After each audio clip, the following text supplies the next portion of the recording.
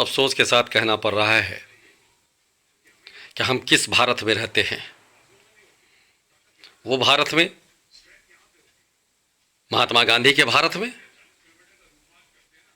कि यहाँ पर जिस तरह से एक राष्ट्रवादी पत्रकार को और उसको जेल के सराखों में भेज दिया जाता है इसलिए कि वह जनता के लिए न्याय मांगता है,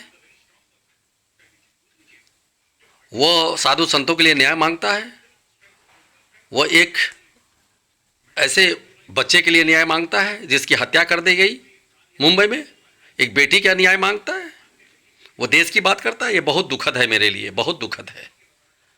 मैं केंद्र सरकार से सबसे पहले यही मांग करता हूं कि अर्नब को बचाओ, नहीं तो कहीं सुबह में ऐसा नहीं सुनने को मिल जाए कि अर्नब के साथ क्या हो गया, क्योंकि जिस जेल में उसको रखा गया एक साजिश के तहत रखा गया है।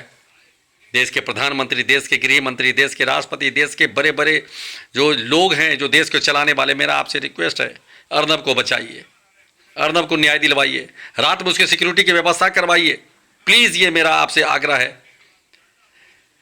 मैं बहुत दुखी हूँ, मैं बहुत दुखी हूँ। अगर ऐसा अर्नब के साथ कुछ होगा तो मैं पहला व्यक्ति हूँगा इस देश में के कानून पर से, इस देश के संविधान से, इस देश पर से मेरा विश्वास उठ जाएगा। फिर मैं अपने जीवन में कभी लोकतंत्र को नहीं मानूंगा, मैं कभी वोट नहीं करूंगा, कभी हम इस लोकतंत्र में शामिल नहीं होंगे। हमको बहुत कष्ट हो रहा है कि अर्नब गोस्वामी के साथ क्या हो रहा है। इसलिए प्लीज़ आपसे मेरा आग्रह है कि आप कृपया मेरी बात को अवतारी पुरुष नरेंद्र मोदी तक पहुंचाइए।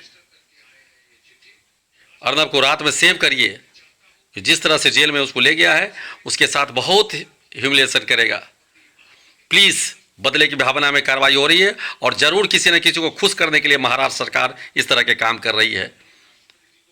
ये हमको लगता है कि कहीं ना कहीं ये ऐसे लोगों को खुश करने के लिए काम कर रही है कि जो बहुत बड़ा गवाह है, बहुत बड़ा सुशांत सिंह के केस में वो सब कुछ जानती है। प्लीज़ अर्नब को सेव करिए, यही मैं कहना चाहता हूँ। अर्नब को बचाओ, अर्नब को बचाओ। एक राष्ट्रवादी पत्रकार, वो अपने लिए कुछ नहीं करता, वो देश के लिए करता है, समाज के लिए करता है।